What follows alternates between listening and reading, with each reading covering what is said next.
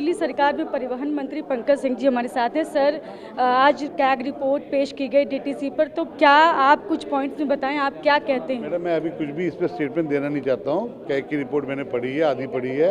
एक बार मैं ढंग से उसको गो थ्रू लूँ, आप सबको प्रेस कॉन्फ्रेंस करूँगा। आपको इनकी एक एक घोटाले, दिल्ली की जनता के साथ इन्होंने जो धोखे दिए हैं, एक एक घोटाले जो हैं वो आपके सामने लेकर आऊँगा। सर, सौरभ भारद्वाज ने ट्वीट किया है कि बजट लीक हो गया है। सौरभ जी कुछ भी कह सकते हैं, वो पार्टी कुछ भी कह सकती है, उस पर मैं यही कहूँगा, नो कमेंट्स। बजट लीक हो गया है 1%, तो उनको ट्वीट करने का क्या जरूरत हो गया? ये सब नेगेटिव बातें करने की आदत है इनको, नेगेटिव बातें करनी है इन्हें, सिर्फ नेगेटिव बातें करनी है। कुछ ऐसा नहीं हुआ है। कल का वेट कीजिए, कल बजट भी देखेंगे। दिल्ली की जनता के लिए एक बहुत अच्छा बजट आ रहा है, तो दिल्ली की जनता के लिए के फायदेमंद रहेगा। कल लोगों को, दिल्ली के लोगों की बात करें तो उनको क्या मिलने जा रहा है स्वास्थ्य और परिवहन? कल का वेट कीजिए। सर, आज कैग की रिपोर्ट डीटीसी की पेश की गई, क्या कहते हैं आप उस पर? देखिए, बहुत सारी गड़बड़ियां इसमें पाई गई हैं। आतिशी जी इसलिए भाग रही थी, इस पर बहस भी नहीं करना चाहती थी, वो चाहती नहीं थी इस पर चर्चा हो। और जब चर्चा करी तो उसमें क्या बातें निकल के आई? 468 रूटों पे केवल बसें चल रही हैं, जबकि पहले ये 814 रूट पे चलती थी। और ये कहते थे लास्ट माइल कनेक्टिविटी होगी। तो जब रूट ही आपने आधे कर दिए और खर्चा डबल कर दिया, और पहले इसकी कमाई आती थी 914 करोड़ रुपया, रेवेन्यू इस पे पास आ रहा था, अब आ रहा है 558 करोड़ रुपया। तो ये 400 करोड़ रुपया जो लॉस है, ये कहाँ चले गया पैसा? कौन खा रहा है बीच में से? अरविंद केजरीवाल जी, उनके दोस्त खा रहे होंगे। इसी तरह पहले 3277 करोड़ रुपए कर्जा था, अब 8375 करोड़ रुपए कर्जा हो गया। अब केजरीवाल जी ने कहा कि मैं भी मोदी जी का मुकाबला करना चाहता हूँ, तो उसने कहा कि मोदी जी ने तो जीडीपी डबल किया है, तो केजरीवाल जी बोले मैं भी कुछ डबल तो करूँगा ना, तो मैं कर्जा डबल कर देता हूँ। सौरभ भारद्वाज ने ट्वीट किया है कि दिल्ली सरकार वो पेश होने से पहले ही लीक हो गया। सौरभ भारद्वाज के पास ये बजट कहाँ से आया? मुकदमा दर्ज होगा। अगर ऐसा है, अगर सौरभ भारद्वाज ऐसी बात कह रहे हैं तो बहुत गड़बड़ है। बजट अगर लीक हो गया है तो सौरभ भारद्वाज ट्वीट कर रहे हैं, मैं मानता हूं कि इसमें मुकदमा दर्ज होगा और कार्रवाई होगी। कैसे उनके पास आया? जिसने उनको दिया उसका नाम दें। इसका मतलब आप सरकार के अंदर चोरियों की आदत गई नहीं अभी आपकी। सब कुछ चला गया पर चोरी की आदत नहीं गई। दूसरा सर, कल बजट पेश हो रहा है, दिल्ली की जनता को क्या क्या मिलने जा रहा है? ये चौथा है, लेकिन मैं बता देता हूँ क्या क्या मिलने जा रहा है। कल बताएंगे, आज केवल खीर खिलाई है। खीर जितना मीठा होगा इतना बता देते हैं। कृष्णानगर से एमएलए डॉक्टर अनिल गोयल जी हमारे साथ हैं। सर, क्या आज कैग की रिपोर्ट पेश की गई डीटीसी की विधानसभा में, तो क्या आपको लगता है कि क्या क्या गड़बड़ियाँ हुई? कोई भी कॉरपोरेशन ये बनाई जाती है कि उसकी लोगों को सुविधा हो। ट्रांसपोर्ट कॉरपोरेशन मतलब वो बसेस दे, टाइम पर दे, साफ़ बसेस दे, पुरानी बसेस ना दे, और उसमें ऑपरेशनल लॉस ना हो, फ़ायदा हो। इन सब पैरामीटर्स पर जो ये कैग रिपोर्ट ने 2015 से 2022 तक था, इन सब पैरामीटर्स पर ये आम पार्टी सरकार की फेल हुई है। इसमें भ्रष्टाचार भी हुआ है, बैड गवर्नेंस भी हुई है, करोड़ों रुपए का नुकसान भी हुआ है।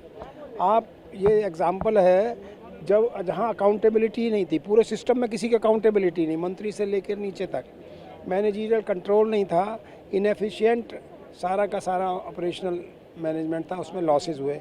कैसे मैं बताता हूँ, आप देखो 2015 में, आप इसको नोट करिएगा, जो 4,344 बसेस थी डीटीसी, वो रह गई 2022-23 में 3,937। अरे पॉपुलेशन बढ़ती है तक बसेस बढ़नी चाहिए।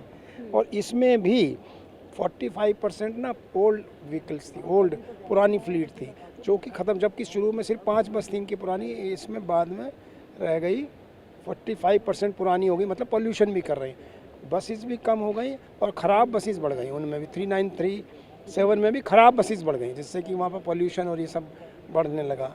और इसके कारण जो ये सब हुआ, 14,198 करोड़ रुपए का लॉस हुआ, ऑपरेशनल लॉस। 14,000 कितना, 14,198.86 करोड़। ये क्या है? मजाक है क्या? आप कोई पैसा, सरकारी पैसे को सोच रहे हो कि ये तो कोई कमाई नहीं रहा, ये तो मेरा पैसा है ना, आपका पैसा है, ये एक्सचेकर का पैसा है।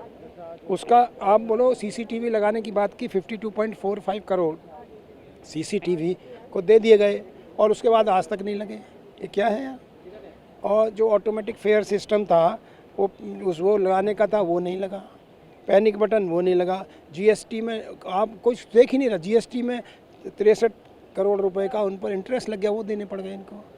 मतलब आप सोच रहे हो कि वो जो चल रही है बस है, चल रही है, उसको लोगों के पास पहुंच रही है नहीं पता, उसमें पैसा नुकसान हो रहा है नहीं पता। विस क्लस्टर बस जो हैं उसमें आपको क्लस्टर बस है वो फ़ायदे में है।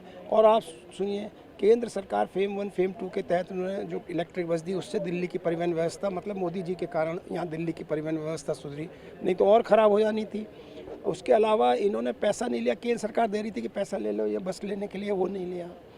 तो ये लगता है कि ये पूर्ण पैरालिसिस वाली सरकार थी, जो इनएफिशिएंसी के साथ ये करप्शन भी था कहीं ना कहीं इसमें, और उसने दिल्ली की परिवहन व्यवस्था को, जैसे स्वास्थ्य व्यवस्था को ठप किया, जैसे कि लिकर स्कैम किया, वैसे ही एक और ये सीएजी रिपोर्ट आई है। इनके खिलाफ जो कार्रवाई होनी चाहिए, हमारे माननीय अध्यक्ष जी उसको डिसाइड करेंगे।